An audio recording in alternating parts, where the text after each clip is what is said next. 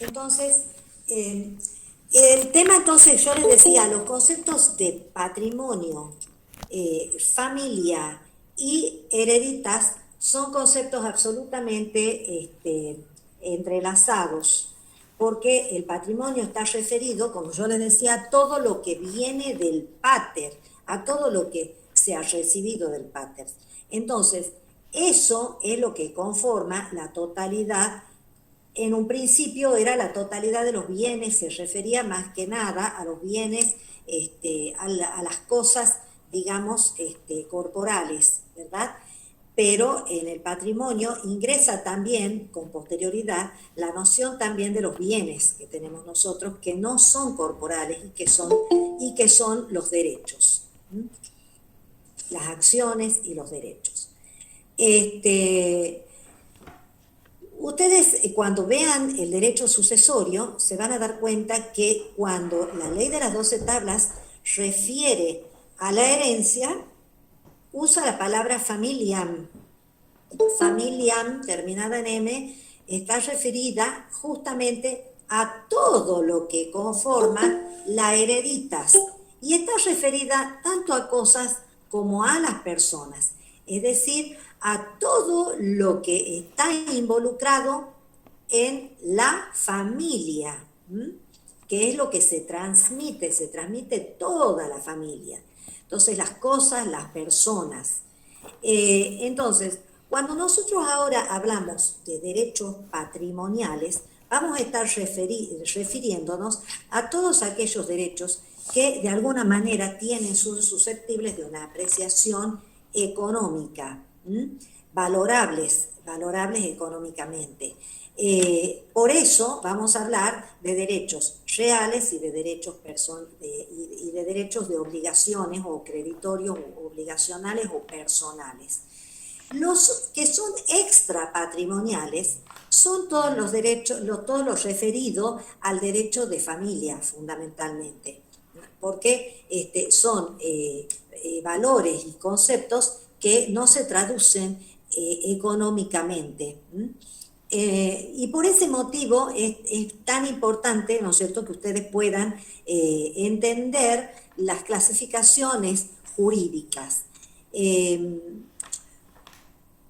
Con respecto a patrimonio, nosotros tenemos que hacer una distinción que normalmente se la pedimos en el examen.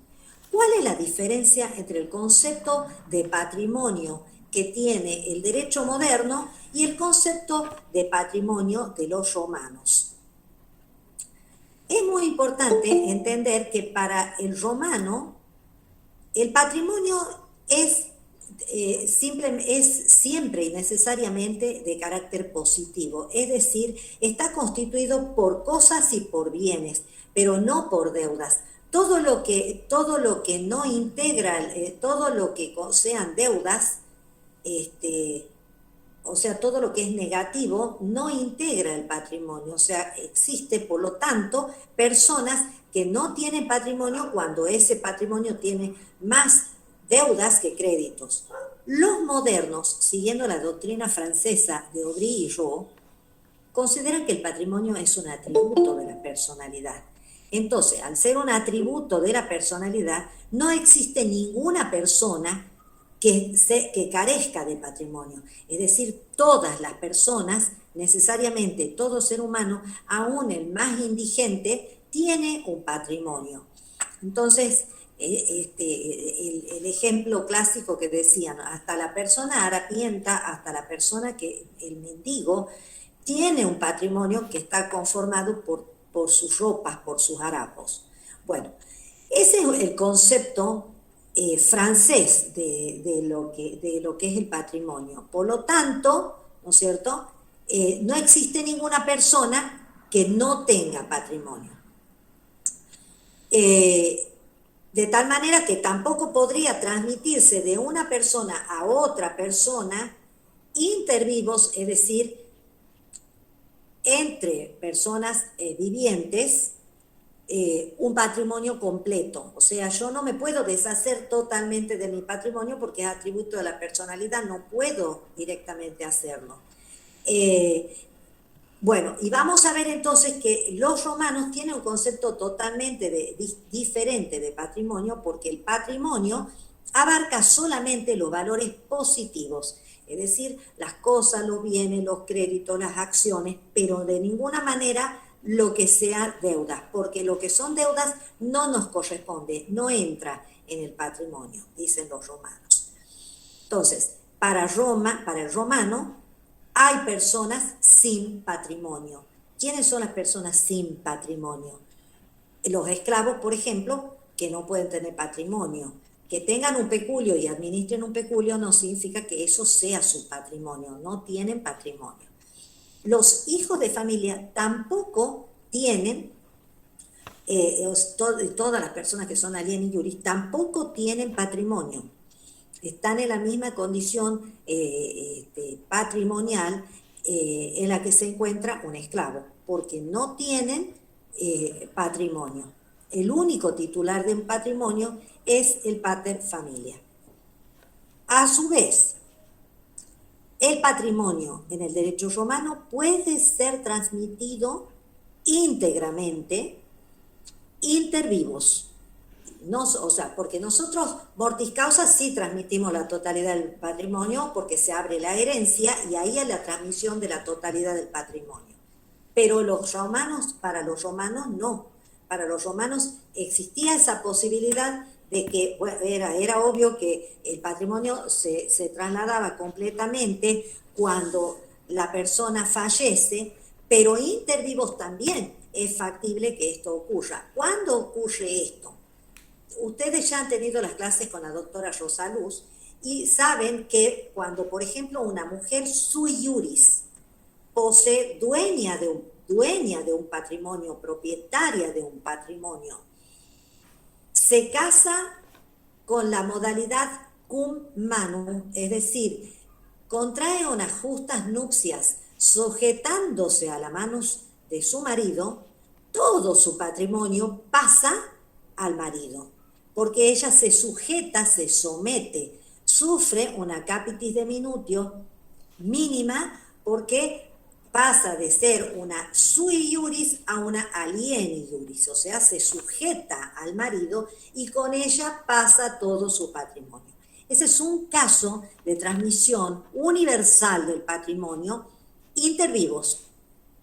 Otro caso es la abrogación, que también la doctora ya les habrá hablado de la abrogación, que es cuando un pater familia adopta a otro pater familia. Entonces se produce la transmisión total del patrimonio del que se sujeta. ¿Recuerdan ustedes que en el derecho romano, estamos lejos con la cosa, ni siquiera he podido organizar el tema del aula acá yo? Entonces, un pater familia en la abrogación es una adopción. A ver, esa luz parece que me molesta ahí. Ahí está mejor, no sé. No sé si me molestan esas luces. Ahí ven ustedes la P de pater o no, no ven nada. No, doctora, no se ve nada. No, doctora. Sigamos sin pizarra. Entonces, un pater familia adopta a otro pater familia, entonces ese pater familia adoptado se sujeta, se somete a la potestad del otro pater y todo su patrimonio pasa. ¿Entienden? Lo mismo va a ocurrir. ¿A ustedes les queda claro lo que yo les estoy hablando? Sí, profe. Sí, doctora. Sí. Acá, a ver, dice, en el caso de un casamiento entre sui juris, exactamente, Mariano. Si se casa una mujer sui juris, lo que importa acá es la mujer sui juris, que se casa cum manu. Ustedes saben que hay dos tipos de matrimonio, el matrimonio cum manu y el matrimonio sine manu. En el caso del matrimonio cum manu, la mujer entra en la familia del marido y queda en la posición de hija del marido.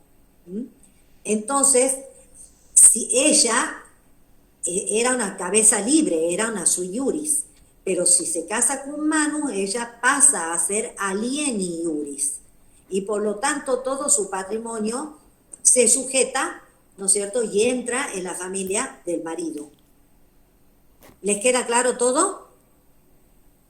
Otro caso que se da es el caso del hijo sui iuris, que es legitimado. No sé si la doctora les ha hablado de la legitimación. La legitimación es una institución que aparece con Constantino, o sea, estamos hablando de la época imperial, en virtud de la cual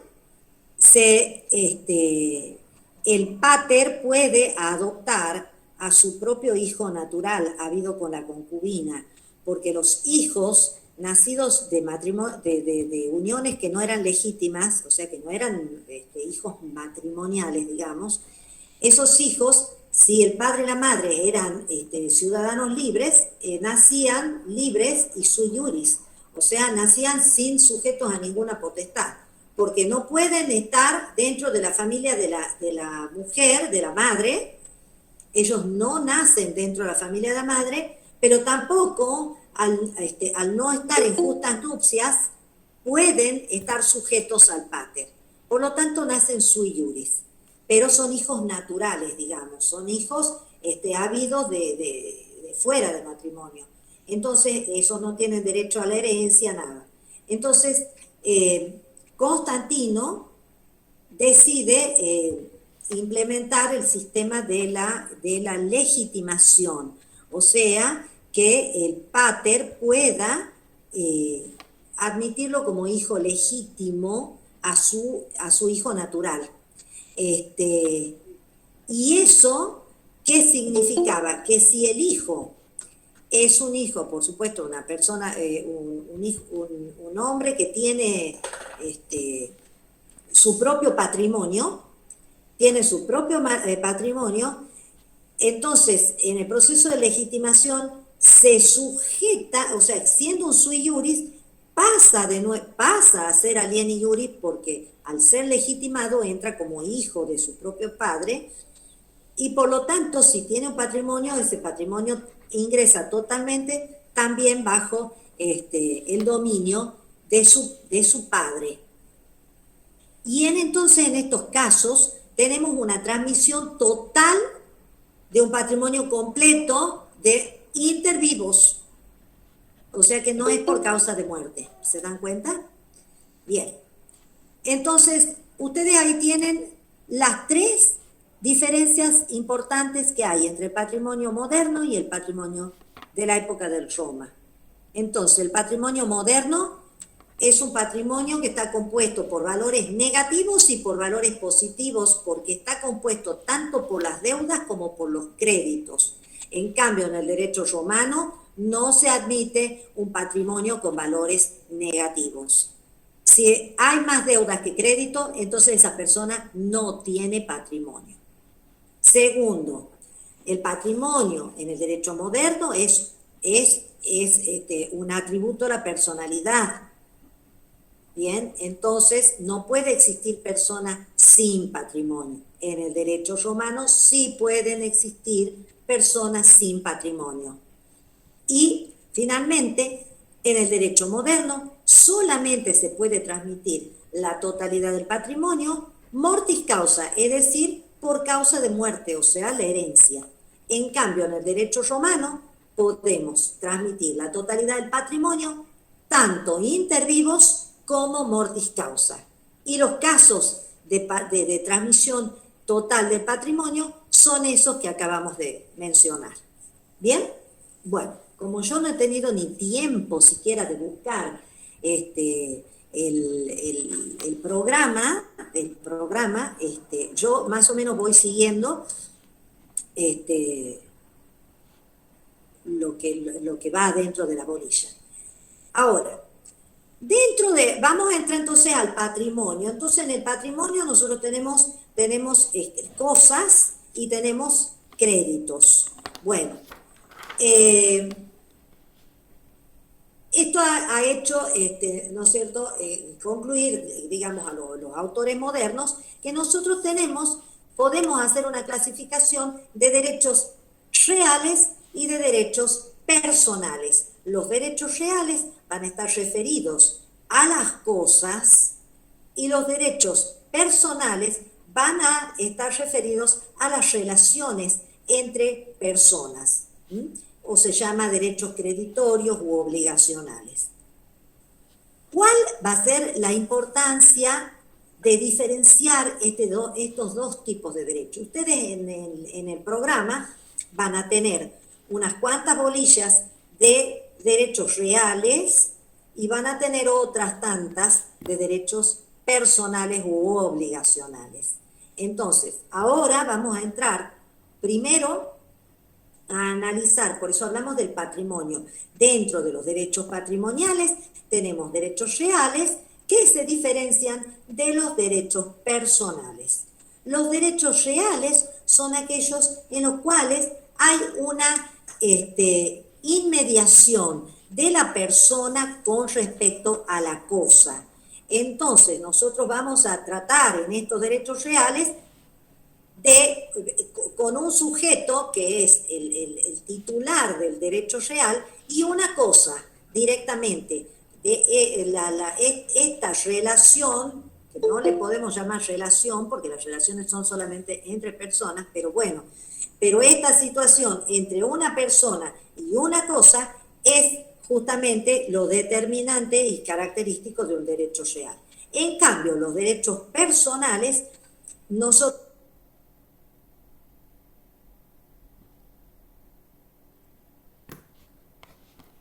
un sujeto se va a llamar acreedor y el otro sujeto se va a llamar deudor. O uno va a ser el activo y el otro va a ser el pasivo. Pero nosotros tenemos dos sujetos y puede haber un objeto que puede consistir en una prestación, ¿no es cierto? O puede consistir también, claro, esa prestación puede ser de dar, hacer o no hacer. Entonces, los derechos personales u obligacionales se relacionan a dos sujetos, a dos personas, en cambio, los derechos reales, el sujeto y la cosa. Y es una relación de inmediación directa. Bien, entonces, el objeto en el derecho real es la cosa. El objeto en el derecho obligacional es la prestación. La prestación es un dar, un hacer, o un no hacer, o un prestar, ¿no es cierto? Bien. Ahora, la característica de los derechos reales es que son, ustedes entonces cuando estudien estas diferencias, hagan un cuadro, así como yo les estoy diciendo, pongan en el cuadro, derechos reales, tal cosa, derechos personales, tal otra cosa. O sea que vamos comparando. Habíamos visto los sujetos, ahora veamos los objetos. El objeto en el derecho real es la cosa. El objeto en el derecho personal es la prestación. Bien. Ahora, el derecho real es oponible erga omnes, es decir, se hace valer contra todos. Todo el mundo y toda la comunidad está obligada a respetar el ejercicio de ese derecho. Estamos hablando de derechos reales. Por ejemplo, la propiedad. Por ejemplo, la posesión. Por ejemplo, una servidumbre. ¿Entienden? Entonces, cuando yo tengo un derecho de propiedad sobre la cosa, toda la comunidad debe respetar ese derecho de propiedad. Entonces, es oponible a todo el mundo. Todo el mundo tiene un deber, una obligación de abstenerse de interferir o de causar algún tipo de perjuicio a esa relación, a esa propiedad o a esa posesión. En cambio, en los derechos personales, ¿no es cierto?, solamente es el deudor a quien yo le puedo oponer mi derecho. O sea, le puedo imponer que me pague o que cumpla con la prestación solo al deudor. ¿no? Y no puedo pretender que todos los demás, toda la población, venga a cumplir la obligación que es del deudor. ¿Se dan cuenta? ¿Por qué? Porque está perfectamente, es el sujeto pasivo, ¿no es cierto? Es una o varias personas que van a estar determinadas o se van a determinar, pero está delimitada, va a estar determinada en algún momento. Puede haber una indeterminación al principio, pero no siempre. En cambio, en el derecho real, ya sabemos, es contra la totalidad. Yo puedo hacer valer mi derecho de propiedad contra toda la comunidad, pero mi derecho de crédito contra Juan Pérez solamente se lo puedo imponer y hacer valer y hacer que lo respete Juan Pérez, no toda la comunidad. A eso me estoy refiriendo. Bien. Los derechos reales son exclusivos, ¿no es cierto? Y tienen el carácter de la prelación. Es decir, que tienen otorgan, digamos, privilegios al que es titular de ese derecho.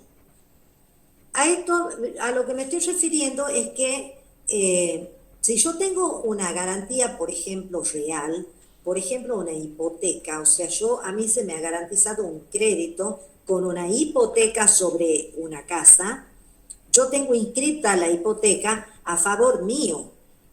Soy titular, ¿no es cierto?, de un derecho real sobre una cosa, ¿verdad? Entonces, si el deudor no cumple, yo puedo ejecutar esa cosa, pero si hay varias personas que han sido garantizadas con la misma cosa, va a existir lo que se llama la prelación. Es decir, el primer acreedor, el primero que ha asentado la hipoteca en el registro, ese es el que tiene privilegio, el que va a cobrar primero. Si sobra de ahí, se le va a ir pasando, se va a ir desinteresando a los que vienen posteriormente. Es decir, que a mí me da un privilegio, ¿no es cierto?, de este derecho real que a ser pagado con preferencia a otros acreedores. Esto no sucede normalmente en los derechos personales u obligacionales, en donde si yo caigo en insolvencia y tengo varios acreedores, todos ellos van a cobrar a pro rata, es decir, que no existe un privilegio de uno sobre otro. Así que si yo he caído en quiebra, los acreedores van a estar en situación, en igual situación todos los acreedores, salvo que tengan algún privilegio, como por ejemplo que tengan una garantía real en el caso que sería el caso ya de un derecho real, no de un derecho personal. ¿Me entienden? Bien. Entonces, el derecho personal yo lo voy a tener en virtud, por ejemplo, de un contrato.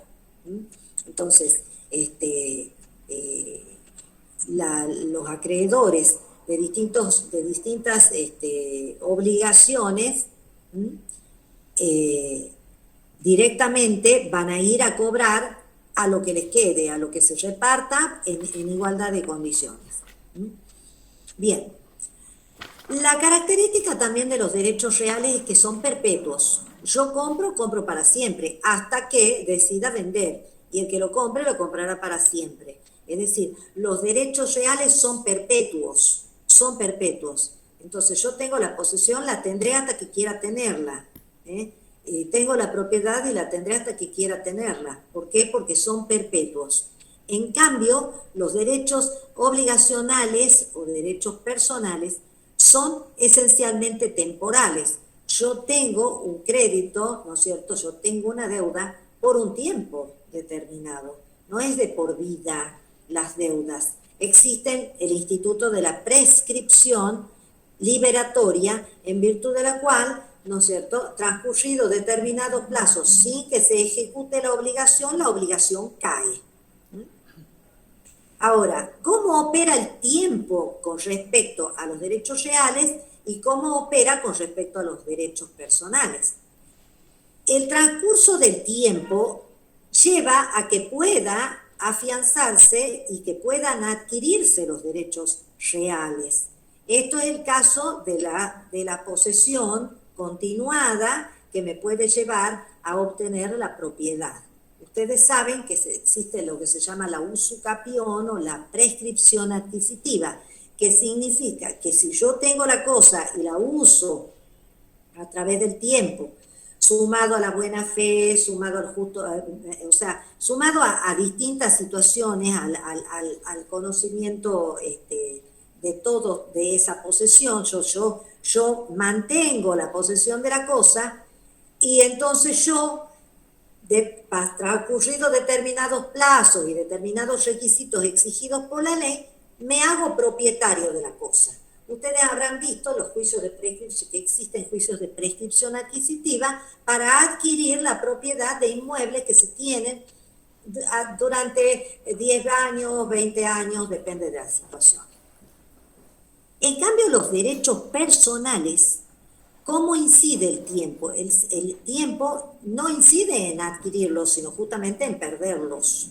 El transcurso del tiempo hace que se pierdan los derechos personales. Entonces, si yo durante 2 años no accioné para que me devuelvan un determinado dinero o no accioné por daños y perjuicios del accidente que ha ocurrido hace 2 años o hace 3 años, depende de los distintos tipos de prescripciones, entonces no tengo derecho a poder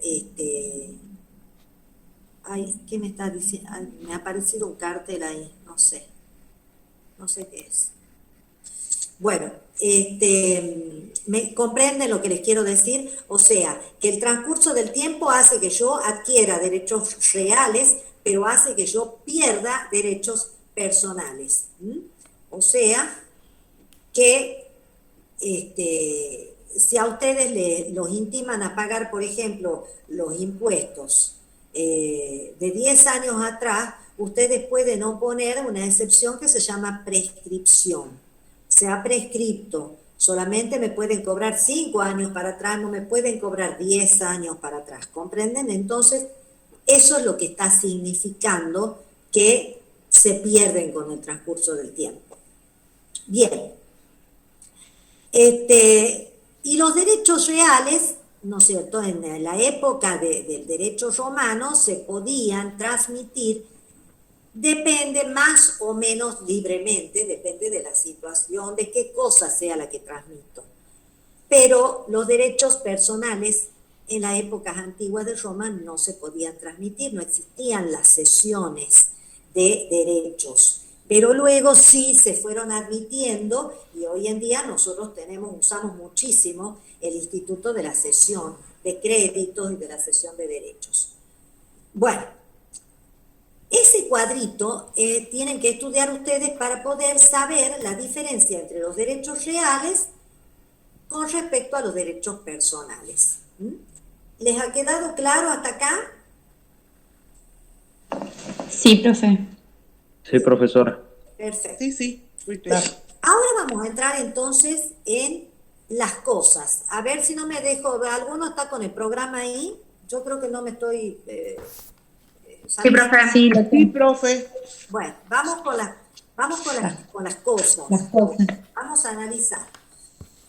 Bien, como vamos a entrar al análisis de los derechos, de todos los derechos, ¿no es cierto?, patrimoniales, es esencial que nosotros podamos entender que el objeto último de esos derechos patrimoniales son cosas. El objeto último son cosas. Porque si bien los derechos reales yo tengo por finalidad el cumplimiento de una prestación, esa prestación normalmente está referida a la entrega de una cosa o a realizar una obra. Entonces, en forma indirecta, en un derecho personal u obligacional, recae sobre las cosas. Entonces nosotros tenemos que entender ¿por qué estudiamos las cosas? ¿Por qué clasificamos las cosas? ¿Para qué estas clasificaciones que necesariamente tenemos que ver?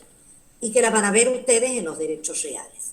Bueno, entonces vamos a partir de la cuestión de que por qué estudiamos las cosas, cuál es la idea que nosotros tenemos de las cosas y cuál es la idea de los romanos, cuál fue la idea de los romanos respecto de las cosas. Todas las civilizaciones hasta el día de la fecha, dieron una respuesta intentaron determinar, bueno, la real naturaleza, la naturaleza jurídica de las cosas, porque las cosas tienen una relevancia jurídica en tanto y en cuanto le interesen al hombre. O sea, las cosas solamente van a tener una relevancia jurídica cuando esa cosa, en un sentido jurídico, hablamos de cosas, ¿no es cierto?, es una cosa útil o es una cosa accesible, o sea, yo puedo acceder o puedo apoderarme de la cosa, ¿no es cierto?, y es una cosa deseable. Entonces, la cosa, si no tiene esas aptitudes, digamos, no tiene ninguna relevancia jurídica. Pero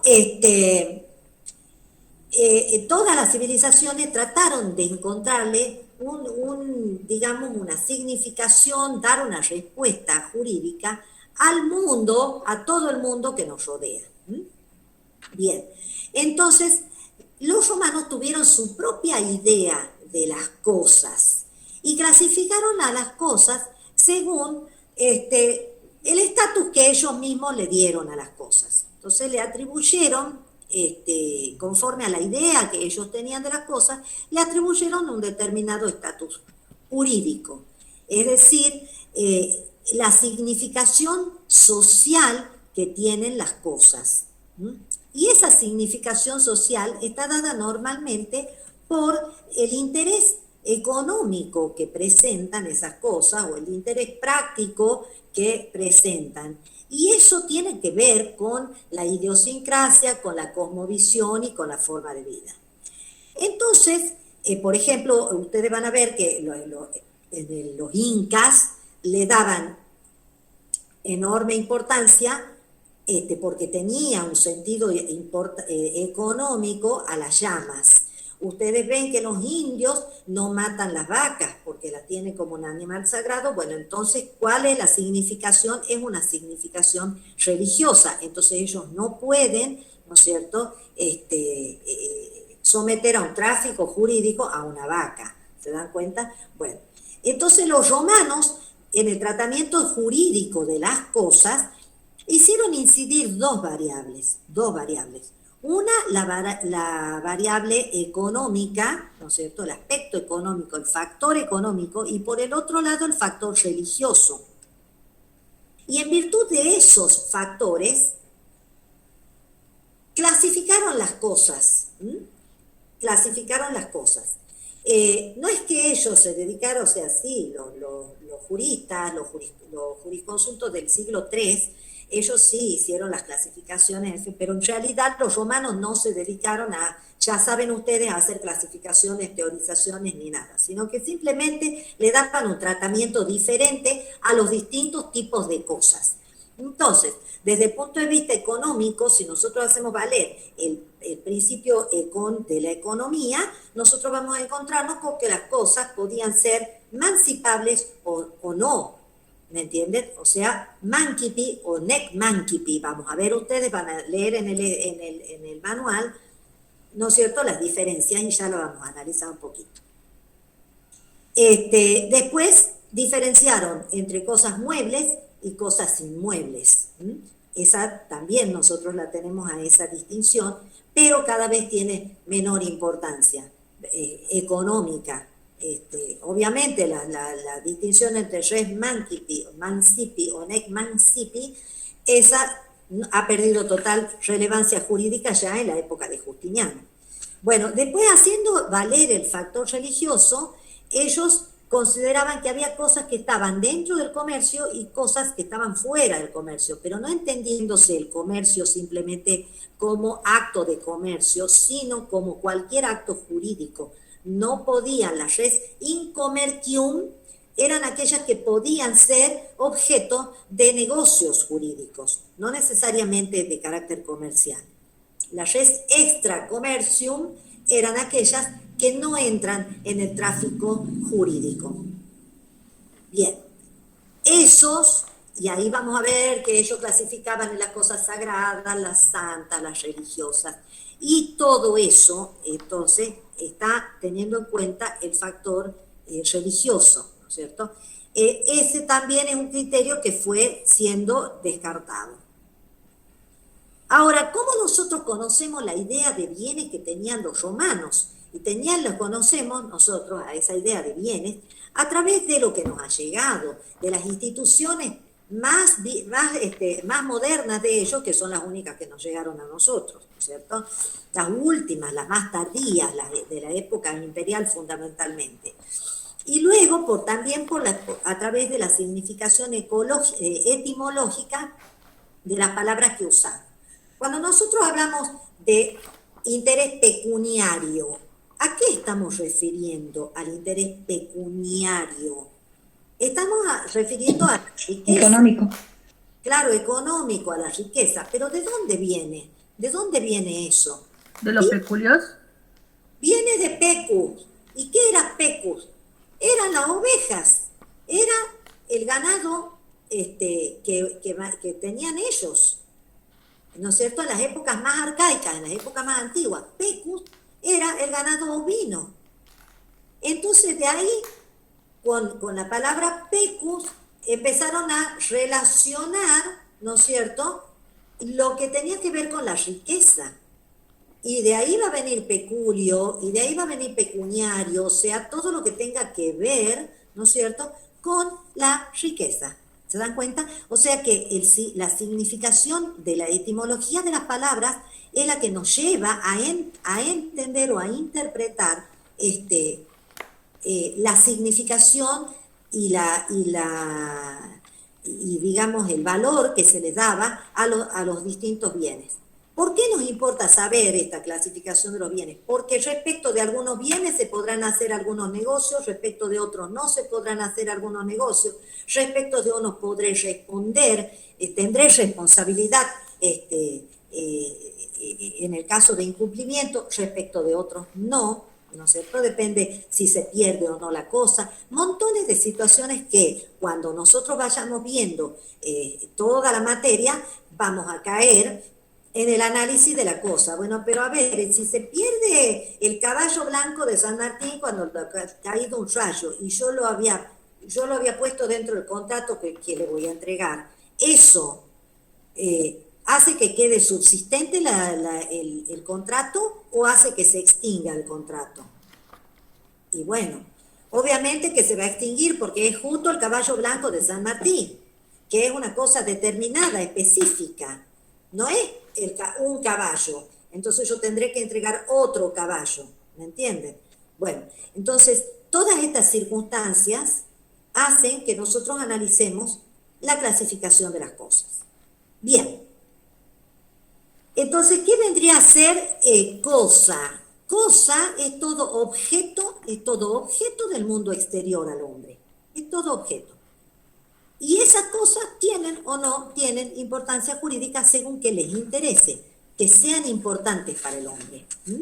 Bien. ¿Cómo refirieron a las cosas los romanos? En realidad no hicieron una definición de las cosas porque la palabra res, con la cual nosotros llamamos cosas, la palabra res tiene una significación muchísimo más amplia que las simples cosas. Por ejemplo, nosotros con la palabra res designamos, por ejemplo, res militae, son los asuntos militares. O sea, son cosas, no son solamente las cosas corporales, materiales, sino las cuestiones a las que está referido. Las res nauticae son todas las referidas a la navegación.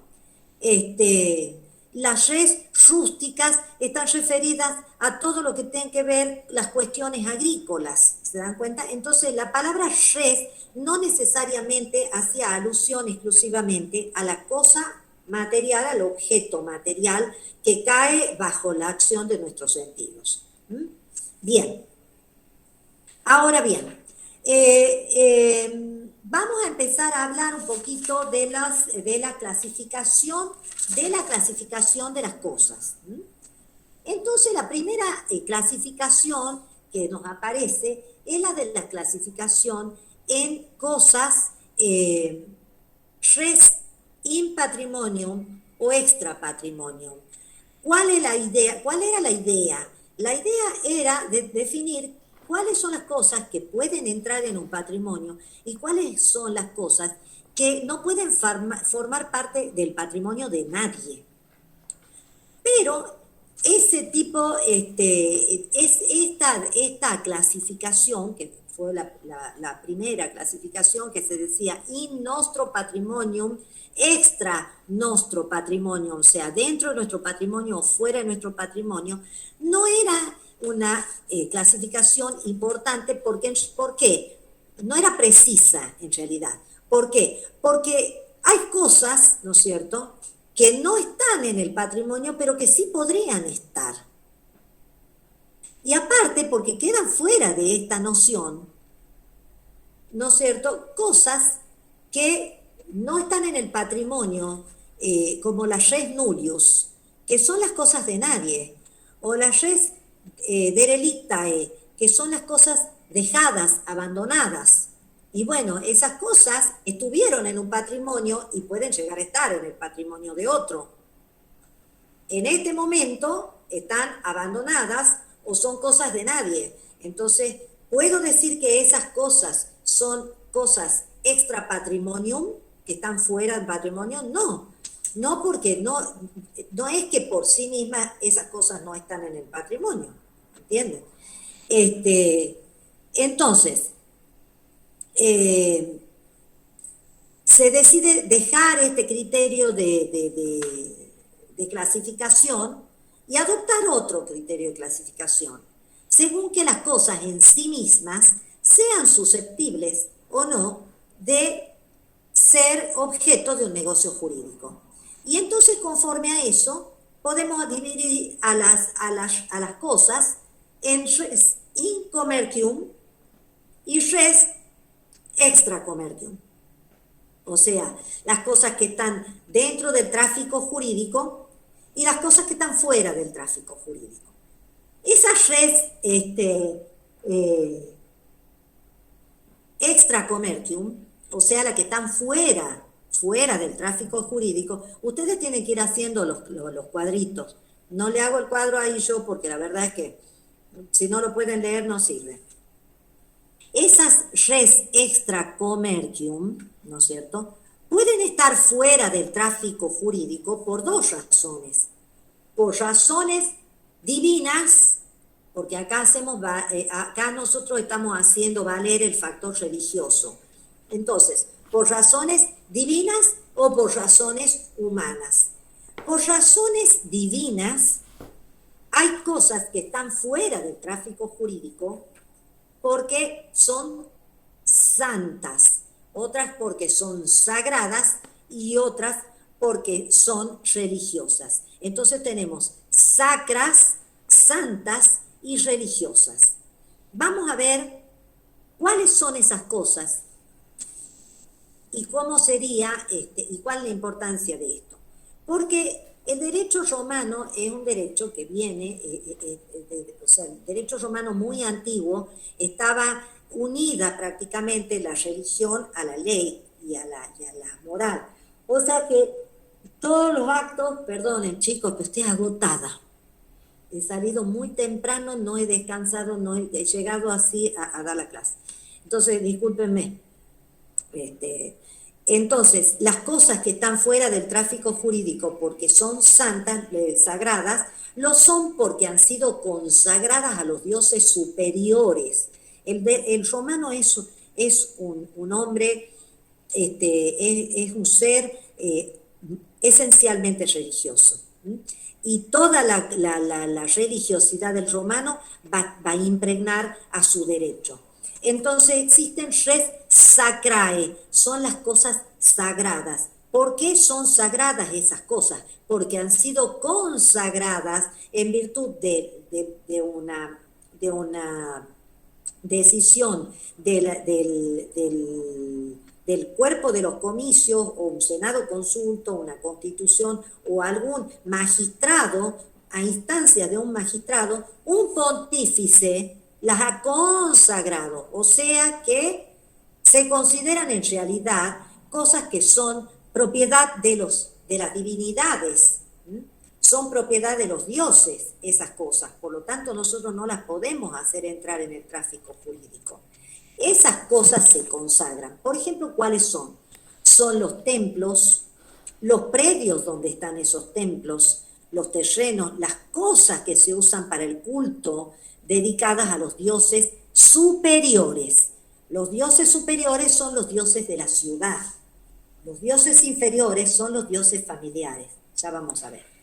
Entonces, ¿cuáles van a ser los requisitos para que nosotros para que ese templo sea sagrado, el terreno sea sagrado, las cosas que están en el altar de esos dioses sean sagradas? Se hace una consacratio, que es un rito de consagración. Bien, una ceremonia religiosa. Ahora, si el templo, viene una invasión y entran en el templo y rompen las cosas del templo y se meten adentro del templo, eso hace que pierda el carácter sagrado por ese periodo, pero una vez que se van los vándalos, vuelve a tomar el carácter sagrado, como si fuese que están usando el ius postliminium. ¿Se acuerdan del ius postliminium? Porque yo en realidad creo que no les hablé a ustedes del ius postliminium, que es el derecho, es como, a ver, cuando el ciudadano romano era enviado a las guerras y caía prisionero, entonces perdía la ciudadanía para los extranjeros, era un esclavo de los extranjeros. Ahora, si él lograba escapar y volver a Roma, apenas pasaba el límite y entraba en jurisdicción romana, ese hombre recobraba todos sus derechos y sus libertades y su carácter de ciudadano romano. Entonces, esto era una ficción que, digamos que, era un beneficio de la ley para los ciudadanos romanos, para que no caigan y queden eternamente en situación de esclavitud y todos sus actos vuelvan. Entonces se llamaba postliminium porque una vez atravesado el límite, o sea, posterior, liminium, posterior al límite, han atravesado el límite, han vuelto a Roma, han vuelto a la jurisdicción romana, entonces recuperan toda su condición de ciudadanos romanos con todos sus derechos. Esto es lo que le va a ocurrir al templo si ha sido saqueado, ¿no es cierto?, por un invasor. ¿Se dan cuenta? Ahora, ¿cuál es la consecuencia jurídica de estas cosas que son sagradas? Estas cosas son sagradas, ¿no es cierto?, y por lo tanto no admite ninguna apreciación pecuniaria. O sea, no puedo yo evaluar el templo, no puedo evaluar el terreno porque no tiene valor. ¿Por qué? Porque es propiedad de los dioses.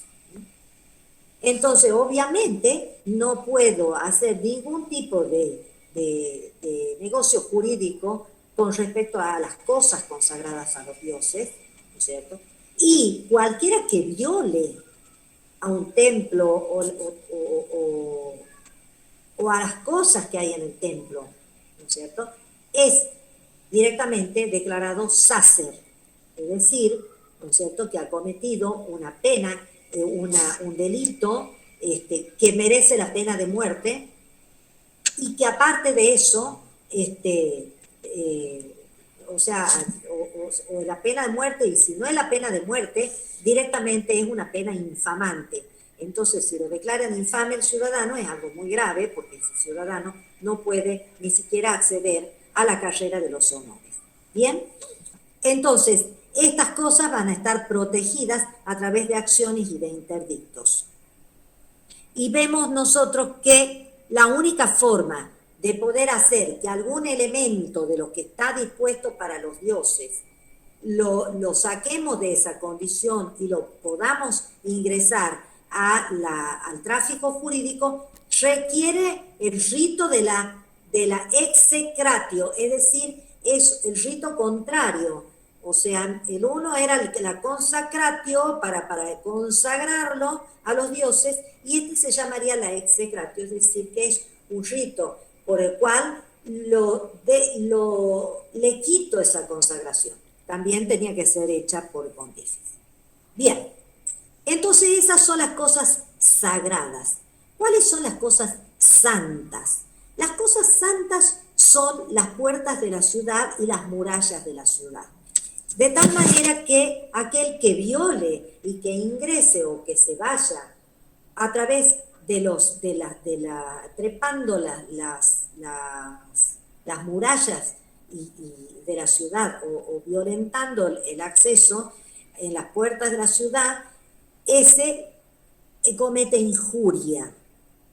¿Por qué? Porque esas cosas también de alguna manera no han sido consagradas a los dioses, pero están bajo la protección, ¿no es cierto? ¿Por qué? Porque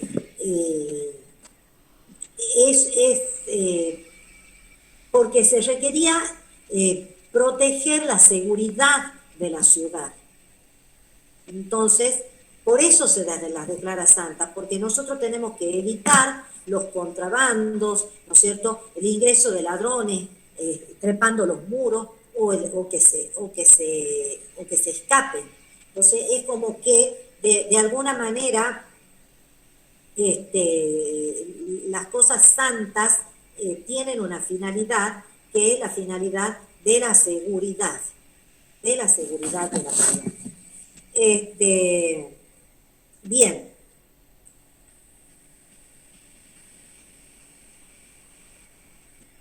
¿Se acuerdan ustedes de la historia de Rómulo y Remo? Que Rómulo marca con el arado el surco de los límites de la ciudad, y viene Remo, que es su hermano, y se ríe de Rómulo y cruza, salta el cerco hecho por Rómulo. Entonces Rómulo le da muerte. Entonces dice, y así perezca todo aquel que viole los muros de la ciudad. Esto era una forma de manifestar que todos tenían que entrar por la puerta de la ciudad y salir por la puerta de la ciudad y no violar las murallas, no. ¿Por qué? Porque era un símbolo de ataque, de intromisión y de falta de respeto a la soberanía de esa ciudad. ¿Entiendes? Entonces, ese es el sentido de que la cosa es santa. Y después estaban las res religiosas, que eran propiamente los sepulcros.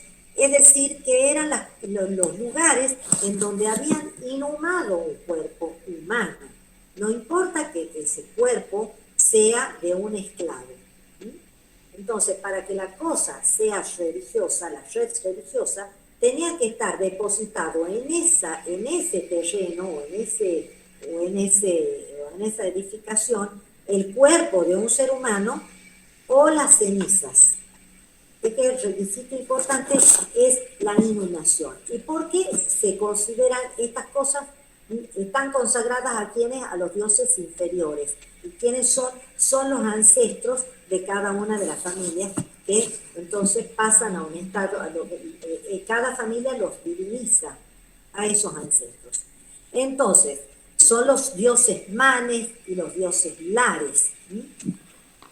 Bien, esos pertenecen a lo que se le llamó los sacra privada, es decir, la religiosidad de cada familia. Bien, esas son las cosas que han sido sacadas del tráfico jurídico por razones religiosas, por razones divinas. Pero también existen otras que han sido sacadas del tráfico jurídico por razones humanas. Entonces ellos se llaman res humani iuris, es decir, que son las cosas que están fuera del comercio por razones humanas. ¿Y cuáles son esas cosas?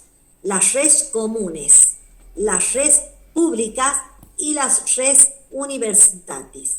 Es decir, las res comunes son las que pertenecen a todos los hombres. Por ejemplo, el aire, por ejemplo, el mar, por ejemplo, en las aguas corrientes. Esas cosas pertenecen y pueden ser usadas por todos los hombres, por cualquiera. Algunos dicen que esta categoría en realidad ni la consideraron los romanos, porque jamás se imaginaron apropiarse del aire, ¿no es cierto?, ni del agua del mar. Pero bueno, esa es la clasificación que hay. O sea, te digo, algunos autores dicen que jamás pudieron haber pensado en eso. Más bien, sí, en las cosas públicas. ¿Cuáles son las cosas públicas? Las cosas públicas son las cosas que pertenecen al populus romanorum, al pueblo romano, porque ellos no tenían la idea del Estado como un ente distinto, propietario de determinados bienes. Entonces no decían, es propiedad del Estado romano, no, porque no visualizaban al Estado romano como una persona jurídica, como un ente diferente de la sumatoria de todos los ciudadanos. Ellos más bien entendían que es del populus romanorum todas esas cosas, porque le corresponde en condominio a todos los ciudadanos romanos. ¿Se dan cuenta? No al Estado, sino a todos los ciudadanos romanos en la sumatoria de todos ellos. Entonces, esas son las redes públicas. ¿Pero cuáles son las redes públicas? ¿No es cierto? Las redes públicas son, por ejemplo, las plazas, los teatros, los ríos, las riberas, ¿no es cierto?, de los ríos, los puentes, los caminos, etcétera. Todo eso le corresponde a los ciudadanos romanos. Pero dentro de las cosas públicas, había cosas públicas que le correspondían su uso y a todo el populus romanorum, pero y esas por lo tanto eran extra comercio. Sin embargo, había algunas cosas públicas que sí podían entrar en el tráfico jurídico. ¿Cuáles eran esas res públicas que sí podían entrar en el tráfico jurídico? Aquellas que estaban destinadas al mantenimiento de la estructura, digamos, del Estado. Por ejemplo, podían ser los esclavos públicos. Los esclavos públicos ellos los podían vender perfectamente en las plazas públicas. Entonces podían celebrar.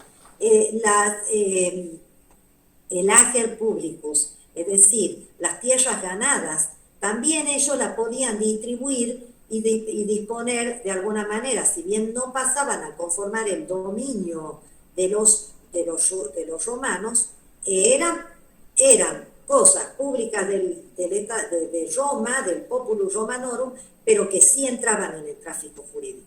Entonces, las públicas de las que nosotros estamos refiriendo acá son aquellas que no entran en el tráfico jurídico.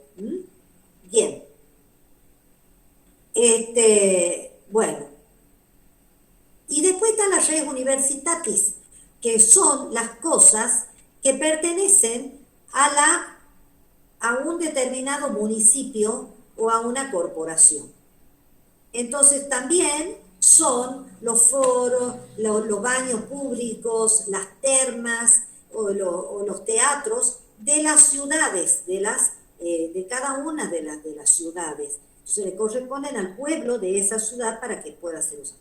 ¿Por qué nos importa esto? Porque nadie podía impedir que otro use debidamente de un camino público, que vaya al teatro público, que vaya a las termas, ¿me entiendes? O sea, nadie podía tomarse la atribución de impedirle a otro que pueda usar de esas cosas públicas. Y tampoco nadie podía tomarse la atribución de decir, bueno, como en este camino público a mí acá me gusta, yo voy a invadir y voy a poner ahí, voy a hacer una edificación, una construcción, lo que yo quiera hacer. Y le voy a impedir el acceso y voy a desviar para que se vayan por otro lado. No, eso no podía hacer. Para eso se otorgaron también interdictos y acciones para proteger justamente la posibilidad de que todos los ciudadanos puedan gozar de esas cosas públicas y de las universitarias. Bien, la otra clasificación que se hace, bueno, esas son las cosas que están fuera del comercio, por derecho divino o por derecho humano. Pero después están las cosas que sí entran en la res in commercium, que son todas las cosas que sí entran en el tráfico jurídico. ¿Y cuáles son esas cosas? Tenemos en primer lugar las que son de las que de alguna manera, como estamos como medio con poco tiempo ya, les voy a hablar un poco de la clasificación antigua de la res mancipi y nec mancipi. Es decir, las cosas mancipi son las cosas de mayor importancia para la economía. Ahí tenemos la variable económica que entra a jugar. Para la economía de los romanos, sobre todo desde las épocas más primitivas. Las cosas que estaban dentro del ¿qué era el mancipium? El mancipium era la propiedad, todo lo propio del pater, de familia. Entonces, entraban ahí todas las cosas. Y ese mancipium primitivo, arcaico, era en realidad, estaba más allá del dominio, porque ni siquiera podía disponerse de ello. O sea, eran cosas intransferibles, eran las pertenencias de la gens, Entonces, estas cosas, ningún pater podía venderlas, enajenarlas, prestarlas, no, porque eran las cosas del mancipio primitivo. De ahí viene el que hablemos de res mancipi y nec mancipi, porque las res mancipi son aquellas cosas que en la época, luego en la época, habiendo ya evolucionado un poco el tiempo y por una distinta visión económica, ya esas cosas entran en el tráfico jurídico, pero con un montón de restricciones y con un montón de formalidades que se exigen. ¿Cuáles eran las res mancipi? ¿Se acuerdan cuando yo les hablo del esclavo y les decía que es una res de la naturaleza, la res mancipi? Es una res de naturaleza humana, o sea, es una cosa de naturaleza humana, pero de la categoría de las mancipi, o sea, en el libro dice mancipi, porque así es, mancipi, se escribe mancipi, las res mancipi son las cosas más importantes desde el punto de vista de la estructuración económica. ¿Y cuáles entonces eran esas cosas? Los fundos itálicos, las construcciones dentro del suelo italiano, los animales de tiro y carga, las servidumbres de paso, las servidumbres de acueducto, y obviamente los esclavos. Las vacas, las mulas, los bueyes, que son animales con los cuales ellos necesitaban para labrar la tierra y para ayudarse. Entonces estas se llaman res mancipi. Al principio, como yo les digo, ese tipo de cosas estaban dentro del mancipium y no eran disponibles, pero con la evolución del tiempo ya sí se las puede disponer y por eso entra en tráfico jurídico, pero para poder transferirlas necesitan unas formalidades que se traducen en la mancipatio, que ya van a estudiar qué es la mancipatio, que es un rito para transferir la propiedad, o la iure cessio, o la cesión en derecho, que es otro rito que se celebra para transferir la propiedad de esas cosas. Así como nosotros... ¿Puede repetir, profesora, todo eso que dijo? Mancipatio y in iure cessio. ustedes ya lo van a ver en el libro, porque después lo van a tener que estudiar cuando estudiemos los derechos reales, estudiemos la propiedad, y van a ver ustedes entonces las formas de transmitir la propiedad. Manqui, patio, Gracias. iure ceso. Bien. Gracias. Bien. Ahora, ¿cuáles son las res extracomercio? Ay Dios, ya estoy perdida. Las res nec mancipi, o sea, aquellas que no son tan importantes, son todas las demás que con una simple traditio, o sea, con la simple tradición y entrega, pueden circular sin necesidad de estar con tantas formalidades. Porque son las otras cosas que no son tan importantes. Esta clasificación de la res mancipi, nec mancipi, tuvo importancia en la primera época, pero fue perdiendo importancia con el tiempo, porque por muchas razones, porque por ejemplo ustedes van a ver que los fundos itálicos, llega un momento en la época del imperio en que la ciudadanía se la otorgó a todos los súbditos del imperio, así que igualmente ciudadanos romanos, que uno que había nacido en España o en Italia o en el Asia Menor, todos los que estaban bajo la jurisdicción de Roma eran ciudadanos romanos. Los fundos itálicos ya tampoco tenían ningún privilegio porque todos pagaban impuestos por igual, ni siquiera la capital del Imperio Romano estaba en Roma. Entonces, todas estas circunstancias hicieron que caiga esta clasificación, y en la época de Justiniano ya no existe la clasificación de res mancipi y nec mancipi. Bueno,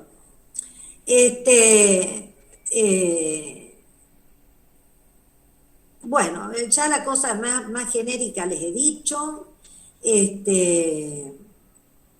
Bueno, entonces esa es la clasificación más antigua, que tiene mucho que ver con toda la cosmovisión que tenían los romanos, de la que yo más o menos algo ya les hablé, pero que no dan mucho más el tiempo para hablar. Luego tienen ustedes toda la clasificación que la van a ver en el derecho moderno también. Las cosas pueden ser muebles e inmuebles según que las cosas se puedan, estén, digamos, arraigadas y no se puedan mover al piso o se puedan mover. Entonces tenemos los semovientes también, dentro de las cosas,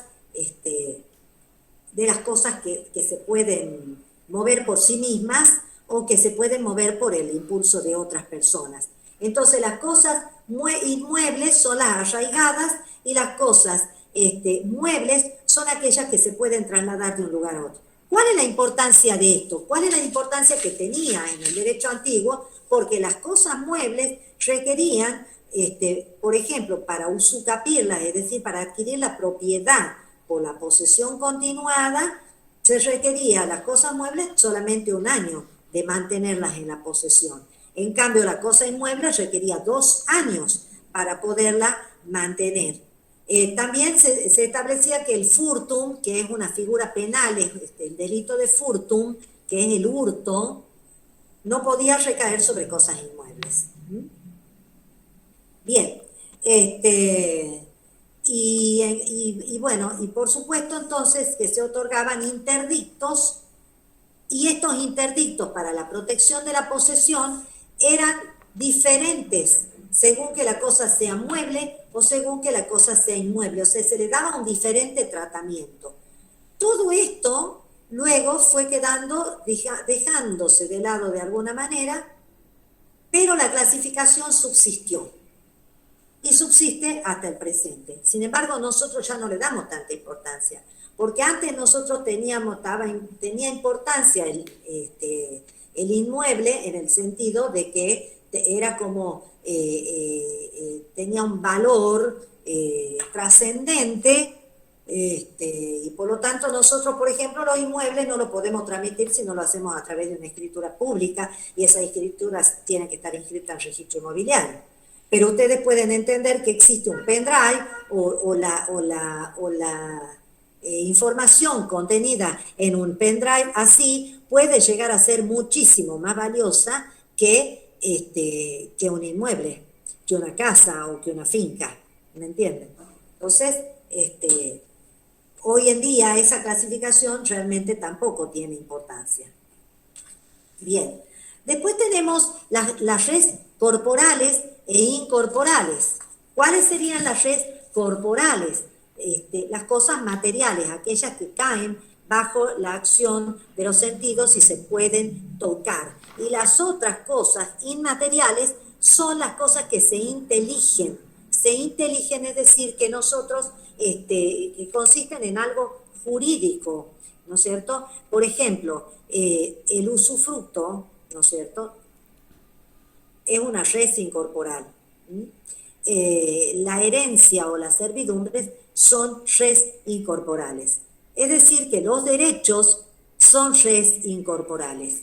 En cambio, cuando hablamos de res corporales, cuando nosotros hablamos de derechos reales en el derecho romano, solamente estamos refiriendo a las cosas corporales necesariamente. Ahora, los romanos, por ejemplo, no entendieron y no conocieron los conceptos de derechos intelectuales, de la propiedad intelectual, por ejemplo. Ellos eso no lo entendieron. Solamente el tema del usufructo o del uso. Bien.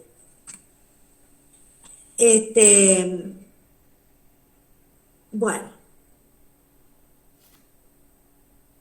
Después no sé qué otras clasificaciones pues no lo tengo al programa, pero digamos que esas...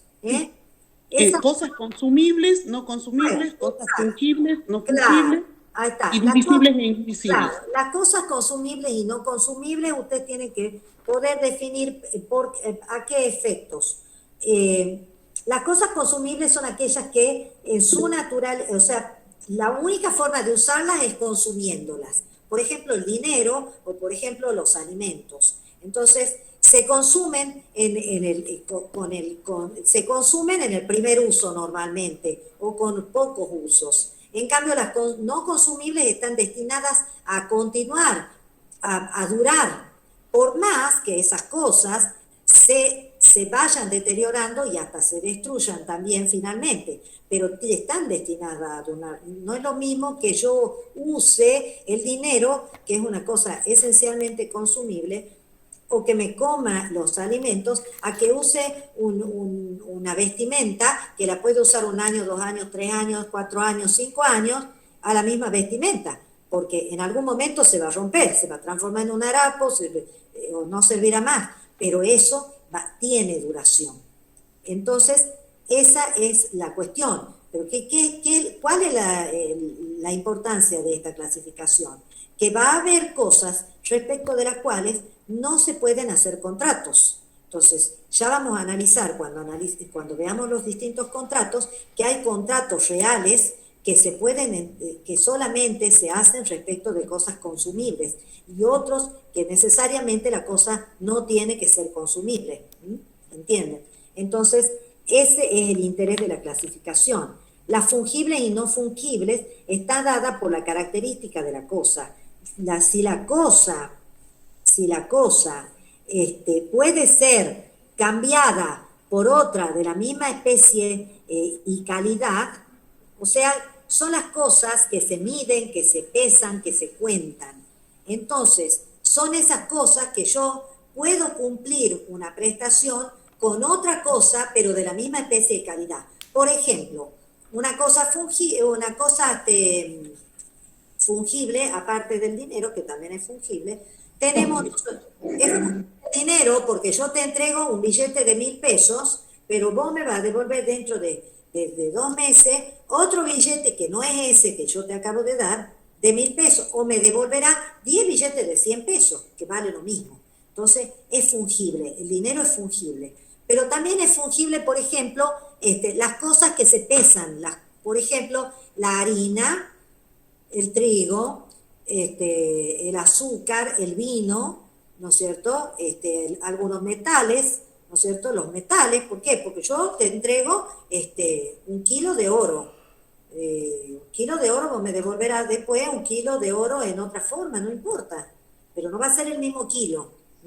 ¿Las que se pueden reponer, profesora? Claro, se reponen porque pertenecen a una misma especie. Claro, misma especie. Están En cambio, definidas por la especie. En cambio, las- las otras están como el definidas. cuadro de la Gioconda, que no se puede, No, digamos, no hay dos cuadros, no hay, eso es intangible. no lo puedo porque eso no es fungible. Claro, Porque eso ya no está es definido por la especie. Por claro, el, porque hay uno solo. no es por la especie, es por el género. Eso es el género. En cambio, Claro, la Gioconda es un cuadro específico. único, Respeta la especie. claro. Es único. Entonces si yo quiero hacer un contrato respecto de una cosa que es, o sea, ¿para qué nos sirve esta clasificación? Y nos sirve, ¿por qué? Porque según el tipo de contrato que nosotros celebremos y según lo que nosotros establezcamos qué tipo de cosa es que el contrato se va a poder cumplir o no se va a cumplir en determinadas situaciones. Entonces, si yo voy a ser responsable o no, en el caso de incumplimiento, si la obligación se extingue o no se extingue, si la cosa perece o no perece. Porque no es lo mismo que yo te diga, hemos contratado la cosecha de caña para que yo te pago una cosecha de caña en el año 2023. Pero resulta que en el 2022 me incendian todo, se pierde toda la cosecha, me hiela y pierdo la totalidad de la cosecha. Yo la cosecha, ¿la debo o no la debo? La debo. Yo a la cosecha la debo, ¿verdad? ¿Por qué? Sí. Porque yo estoy obligada con el género, que es la cosecha. Va a ser la próxima cosecha la que te voy a pagar, ¿verdad? No es lo mismo que yo te tenga que entregar como te he dicho recién. A ver, tengo que entregar el caballo, El caballo. claro, el caballo blanco de San Martín. Entonces resulta de que el caballo blanco de San Martín se fracturó, lo vendí por otro lado, en fin. Entonces yo te digo, ay, no, pasó tal cosa. No, a ver, ¿qué es lo que pasa con ese caballo blanco de San Martín? Si se muere el caballo blanco de San Martín, se me muere. Es único. Yo no puedo cumplir la prestación. Claro. Es ese el que yo tenía que entregar. Entonces, tendré que, según la situación, si es mi culpa o no es mi culpa, porque si es por fuerza mayor no tengo que responder, pero si es por mi culpa, lo he dejado morir al caballo blanco de San Martín, o lo he envenenado yo, por error al caballo de San Martín, tengo que pagar daños y perjuicios. O sea, subsiste, pero no es la misma obligación, se transforma en pago de daños y perjuicios. ¿Me entienden? Entonces, de ahí es que las cosas son importantes. Las cosas van a ser divisibles o no divisibles, si cualquier cosa. A ver, si yo quiero partirlo por la mitad al caballo blanco de San Martín, lo puedo partir. Pero es lo mismo, ¿es divisible el caballo blanco de San Martín? No. No, porque deja de ser el caballo blanco de San Martín. Su esencia perece. Y no tiene la misma, no cumple la finalidad económico-social que tenía. ¿Verdad? Entonces, si yo divido un fondo, el fondo ese dividido en dos, ¿no es cierto? Tendrá un poco menos de valor porque son dos fondos distintos, pero es una cosa divisible porque cada una de esas porciones en donde yo he dividido la cosa tiene la misma esencia y cumple el objeto económico-social que tenía. Si yo parto una tabla, la tabla sigue siendo tabla en su esencia, será más cortita. Pero si yo parto una mesa, la mesa dejó de ser mesa, porque su esencia de mesa pereció cuando yo la he dividido. Entonces, si yo divido una cosa y esa cosa pierde su esencia, entonces es indivisible. Eso es lo fundamental. ¿A qué efecto nos interesa? Y también a los efectos de la materia de obligaciones. Habrá algunas obligaciones que podremos cumplir de una manera o de otra manera cuando yo tengo que hacer una partición de una herencia o cuando yo tengo que hacer la partición de cosas comunes. Y bueno, va a incidir si la cosa es divisible o no. Porque si yo tengo un auto, no lo puedo partir en dos al auto. lo tendremos que vender y repartir el precio, ¿verdad? Pero no es que vamos a agarrar, vos vas a agarrarte la rueda y yo me voy a agarrar la carrocería, porque no es un auto eso. Pierde la esencia. ¿Comprenden? En cambio, las cosas divisibles, porque lo que podemos dividir ahora es un terreno, perfectamente lo podemos dividir, entonces cada uno se queda con una porción del terreno, porque el terreno sigue siendo tal, nada más que con dimensiones más pequeñas. Pero la esencia del terreno es tal, puedo construir, ¿no es cierto? Y puede tener fin económico, social establecido. Por eso es que ustedes van a ver que hay ordenanzas municipales que establecen porciones mínimas, parcelas mínimas para determinados lugares. Entonces, a ustedes le van a establecer que para un barrio tiene que tener mínimamente parcelas de tanto por tanto. Ahora, si va a ser en un country, le van a exigir una dimensión más grande para que tenga verdaderamente el fin económico social que se exige en el country. Ahora, si lo que ustedes van a hacer es dividir una finca de citrus, bueno, tiene que haber una unidad mínima de producción que es la que define si yo la puedo dividir o no. Entonces las municipalidades toman esas cuestiones en consideración para decir, bueno, no, ya este terreno es indivisible, usted no lo puede seguir subdividiendo, ¿entienden? Bueno, esa es la importancia. Por eso Cicerón plagió la República de Platón. Ay, qué gracioso. Bueno, no es propiamente un plagio, pero bueno, puede ser. En fin, creo que con esto ha quedado terminada de analizar la unidad.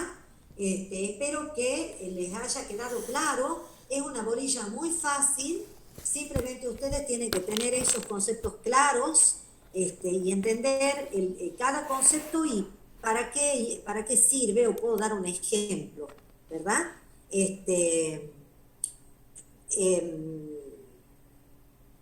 Bueno, el examen va a ser el día 16, en eso hemos quedado, ¿verdad? Se movió al 23, doctora. Para el 23. Ah, ¿lo han movido para el 23? Para el Nos 23. informaron. Ah, no me digas. Ah, con razón, a mí me llamaron y me dijeron que habían pedido la autorización 2 personas para el día 16, que ya tenían... Uy, bueno, eso lo voy a tener que analizar de nuevo. Así que lo han pasado el 23, hizo con la doctora Rosalú el día miércoles. Bueno. En los grupos nos informaron, profesora. ¿Y qué hay posibilidades de rendir el día 16? A ver, no sé qué es lo que nos va a permitir la facultad. Y tampoco si tenemos, cómo lo vamos a decidir. Yo voy a hablar ahora con la doctora Rosaluz, porque claro, yo estaba segura y tranquila de que iba a ser el 16. Bueno. Claro, y esa fecha manejábamos y bueno, por ejemplo, yo que trabajo en el Estado provincial acá en Salta, pedí permiso para esa fecha. Ah, vos debes haber sido una de las que habías pedido para el día 16. No, a ver. Nada. Me enteré nada más que cambiaron la fecha, así que bueno. Ah, porque habían algunas personas que me mandaron un mensaje por WhatsApp diciendo que ya habían solicitado la autorización para el día 16. Y bueno, yo como creía que estábamos con el 16, le dije no hay problema. Pero en realidad ni lo hablé con la doctora Rosaluz, pero ya lo voy a hablar. Yo creo que le vamos a solucionar a los que tienen problemas laborales. Ahí está comentando Profe, la compañera. la doctora dijo en clase que se rendía el día 23, pero los que quisieran rendir el día 16 se les tomaba oral, solamente tenían que pedir al principio de la clase avisar. Ah, bueno, perfecto. Bueno, no hay ningún problema, entonces vamos a hacer de esa manera. Pero sí avisen, porque... Bueno, porque... ¿Avisamos por qué medio, profesora? Miren, avísele a la doctora Sochi, Florencia, porque ella es la que está manejando todo esto y a mí me importaría que directamente sepamos quiénes son los que van a rendir para poder tener pensado cuánto tiempo y Perfecto. Cómo vamos a hacer, porque a los que quieran escuchar una clase, ¿me entienden? No, tendríamos que ver de hacer una clase, una de las profesoras dictar la clase para los que quieren escuchar la clase, y la otra estaría tomando el examen, no sé, yo me voy a poner de acuerdo con la doctora, pero ustedes mándenle el mensaje a la doctora Sochi. Bueno, muchas gracias, profe. Bueno, que les vaya muy bien. Profesora, ¿hay Sí. clase de repaso? ¿Clase de repaso? Vamos a hacer una clase práctica. Queremos hacer una clase práctica como para que pongamos, así nosotros podamos hacerle ustedes puedan aplicar los conocimientos a un caso práctico. Buenísimo. Ahora, en esa clase, ustedes tienen que tener estudiado, porque nosotros no vamos a repetir los conceptos que se han dado, pero sí les vamos a sacar todas las dudas que ustedes necesiten. Por eso es importante que ustedes nos aprovechen a nosotros. Es decir, que se pongan a estudiar ya y empiecen a leer todo, cosa que vayan anotando todo lo que no entiendan o lo que quede, o lo que entendiendo todavía les resulte raro, no lo puedan interpretar suficientemente o les parezca contradictorio.